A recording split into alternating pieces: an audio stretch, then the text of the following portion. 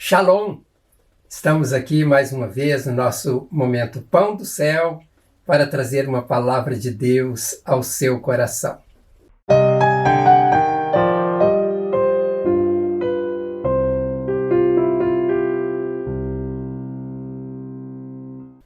O tema da nossa reflexão de hoje é: quem está com Deus nunca fica sozinho. Você já se sentiu sozinho ou sozinha nos momentos em que você mais precisava de alguém? Estar sozinho na hora que precisamos de alguém traz um dos piores sentimentos ao nosso coração, principalmente quando estamos enfrentando um perigo, uma luta ou uma enfermidade. Na mensagem de hoje, eu quero citar o exemplo de um homem que ficou sozinho da convivência com a sociedade por um bom tempo, mas ele não estava sozinho, Deus estava com ele. Este homem foi o apóstolo João, um dos 12 apóstolos escolhidos por Jesus, que em meio a uma grande perseguição da igreja primitiva, na época em que ele viveu, ele foi exilado na ilha de Patmos por ordem do imperador Domiciano. Patmos era uma ilha que tinha aproximadamente 16 quilômetros de extensão por uma largura de 10 quilômetros. Ela ficava situada a 96 quilômetros a sudoeste de Éfeso, e esta ilha era desprovida de árvores e era toda rochosa. Esta ilha era um terror para qualquer pessoa, quando sabia que seria levado para lá, porque ali seria o seu fim. Ali não havia nenhum recurso de sobrevivência e também não havia alguém que pudesse socorrê-lo. Quero que você pense no seguinte: toda vez que alguém é preso, o que esta pessoa mais deseja, além de sair da prisão, é conversar com seus familiares, conversar com um advogado, falar com alguém para pedir socorro. Eu estou falando, neste caso, de pessoas que estão sendo presas por transgredirem a lei. Mas quando se trata de alguém preso indevidamente, esta vontade de manter contato com familiares, com advogados e outras pessoas é muito maior, porque a pessoa quer expressar ali de que ela está sendo presa, condenada injustamente. E João estava vivendo isso. Mas não havia para ele nenhuma possibilidade de manter contato com qualquer pessoa que seja. Ele não tinha ali, naquela ilha, alguém do seu lado para ouvir o seu choro, as suas justificativas, seus desabafos e também os seus desejos. Este era o retrato do cenário e da situação que o apóstolo João estava vivendo. Sozinho, longe de seus familiares, longe de seus irmãos em Cristo e longe de seus amigos, isolado de qualquer ser humano. Como diz um ditado, era ele e Deus. Neste caso, este ditado é verdadeiro. João não estava sozinho. Ele estava com Deus e Deus estava cuidando dele. E qual foi a ação de Deus em favor do seu servo João quando ele se encontrava exilado na ilha de Patmos? Nós podemos ver isto em Apocalipse capítulo 1, versos 9 até o verso 19, onde o texto, de acordo com a Almeida Corrigida Fiel, diz o seguinte: Eu, João, que também sou vosso irmão e companheiro na aflição e no reino e na paciência de Jesus Cristo, estava na ilha chamada Patmos, por causa da palavra de Deus e pelo testemunho de Jesus Cristo. Eu fui arrebatado no Espírito no dia do Senhor, e ouvi detrás de mim uma grande voz como de trombeta, que dizia: Eu sou o Alfa e o Ômega, o primeiro e o derradeiro.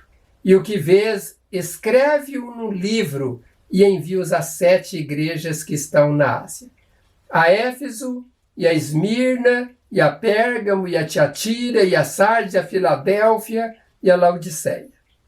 E virei-me para ver quem falava comigo, e virando-me vi 7 castiçais de ouro, e no meio dos 7 castiçais um semelhante ao Filho do Homem. vestido até os pés de uma roupa comprida e cingido pelos peitos com um cinto de ouro. E a sua cabeça e cabelos eram brancos como a lã branca, como a neve, e os seus olhos como chama de fogo. E os seus pés, semelhante ao latão reluzente, como se tivessem sido refinados numa fornalha, e a sua voz como a voz de muitas águas. E ele tinha na sua destra 7 estrelas, e da sua boca saía uma aguda espada de 2 fios, e o seu rosto era como o sol, quando na sua força resplandece. E eu, quando ouvi, caí a seus pés como morto, e ele pôs sobre mim a sua mão destra, dizendo-me: não temas, eu sou o primeiro e o último, e o que vivo e fui morto. Mas eis aqui, estou vivo para todo sempre. Amém. E tenho as chaves da morte e do inferno. Escreve as coisas que tens visto e as que são e as que depois destas hão de acontecer. Pois bem, esse texto, ali vários versos, para mostrar também ali o que estava acontecendo com João quando ele foi arrebatado, e que ele teve ali o seu encontro com Jesus, e ele pôde ver coisas maravilhosas, que são relatadas no livro de Apocalipse. Olhando para este texto, podemos ver 2 ações importantes de Deus em favor do seu servo João. A primeira ação de Deus, mostrada neste texto a favor dele, foi Deus ter lhe arrebatado em espírito. E isto neutralizou o sofrimento que ele estava vivendo isolado ali naquela ilha. Eu preciso apenas aqui destacar algo importante, apenas a título de informação, para o seu conhecimento, que esta palavra arrebatado, que aparece neste texto de Apocalipse capítulo 1, verso 10, nas versões Almeida Corrigida e também na versão atualizada, esta palavra arrebatado não aparece em outras traduções, porque também não aparece no original. Se você olhar para várias outras traduções, você vai ver que ali eles usam outra palavra em vez de dizer que João foi arrebatado. Este texto, no original, é diferente daquele citado pelo apóstolo Paulo em 2 Coríntios capítulo 12, verso 1 até o 4, onde aparece a palavra arrebatado por 2 vezes, que no grego é a palavra harpazo.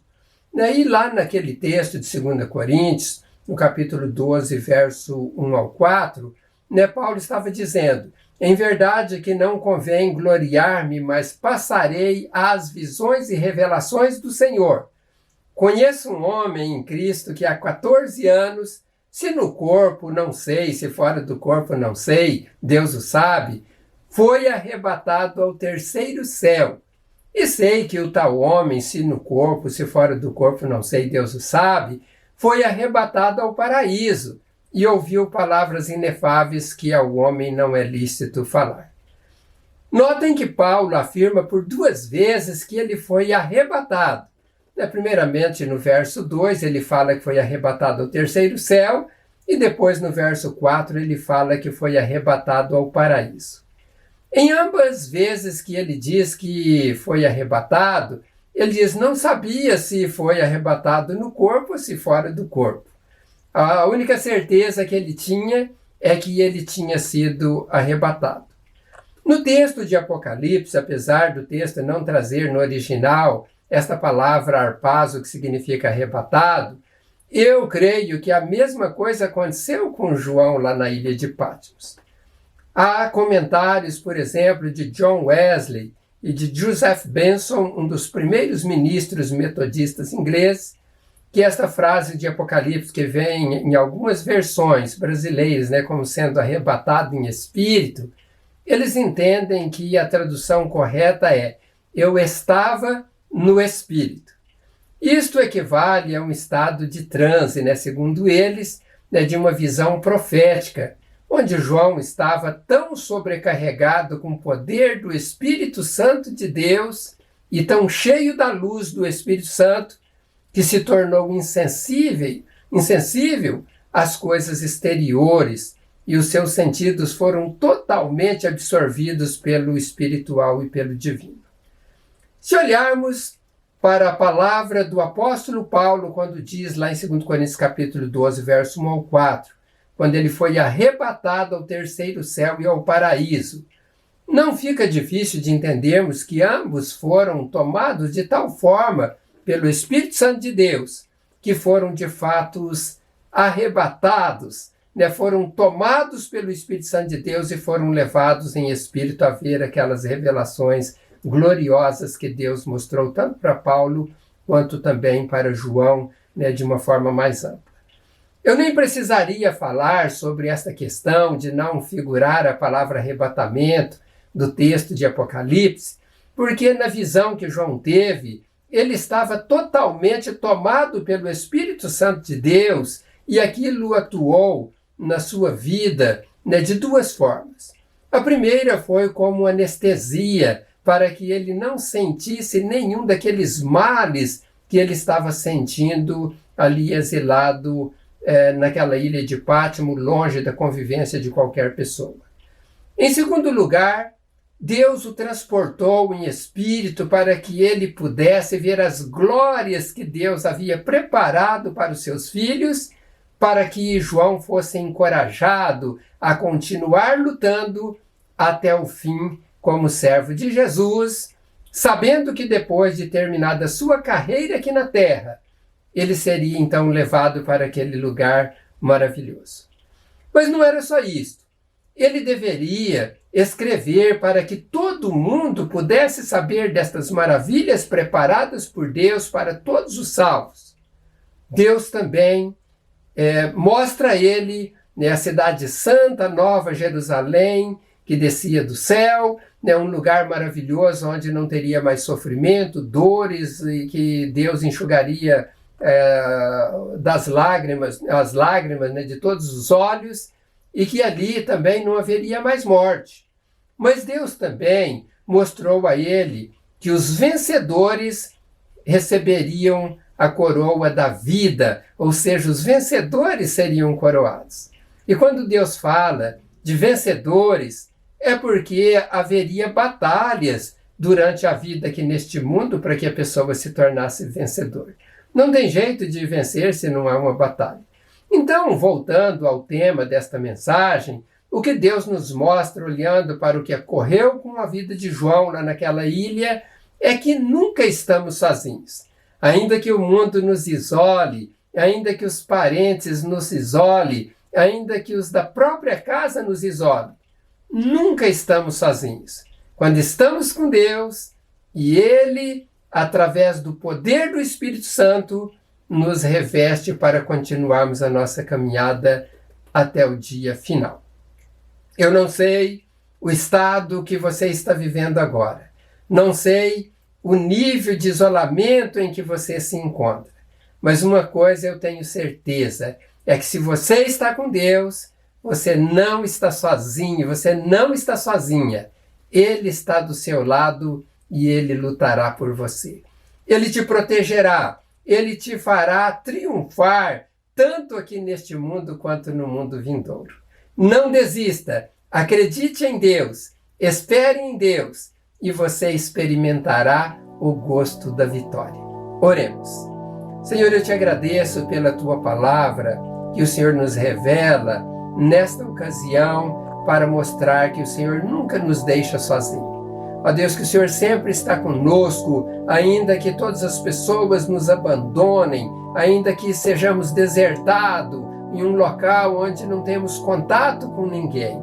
Mas ali o Senhor está para nos sustentar, para nos proteger, para nos mostrar que há algo melhor à frente para alcançarmos. E eu peço nesta hora, ó Pai, que o Senhor encoraje estas pessoas que estão sentindo isoladas, aonde ninguém estende as mãos para elas, que elas possam ser fortalecidas com esta palavra, onde o Senhor nos mostra que o Senhor não nos deixa sozinhos. Que o Senhor, ó Deus, possa transportar estas pessoas em espírito a começarem a contemplar as gloriosas bênçãos que o Senhor tem reservado para os salvos. e que elas assim, ó Deus, sejam encorajadas a continuar caminhando e também, ó Deus, encorajando outras pessoas para que muitas pessoas alcancem o reino dos céus, onde os salvos estarão habitando para sempre. Ó Deus de poder, abençoe a cada pessoa que me ouve nesta hora. Eu peço a Deus que o Senhor também toque neste corpo enfermo. Tira, Senhor, toda doença, desde a cabeça aos pés. Eu repreendo a enfermidade, saia deste corpo e vá embora para nunca mais voltar. Meu Deus, supra as necessidades dos teus filhos no lar, nos negócios, que eles prosperem em tudo aquilo que fizerem. E que as boas mãos do Senhor estejam sobre todos agora e sempre. Esta é a minha oração, em nome do Senhor Jesus. Amém. Que Deus abençoe ricamente a sua vida e toda a sua família, os seus negócios, o seu trabalho. E eu quero, neste instante, pedir para que você multiplique esta mensagem, porque com certeza abençoará a vida de pessoas, aquelas a quem você mandar o link. Mas não é só isso, eu peço também para você se inscrever no canal, porque você se inscrevendo vai ser parceiro nosso nesta empreitada que Deus nos deu de semear a palavra dele pelo mundo afora. Então, que Deus possa abençoar ricamente a sua vida, e se Deus permitir, em breve estaremos aqui gravando mais uma mensagem para abençoar o seu coração. Fique com Deus, um grande abraço e até em breve, se Deus assim quiser.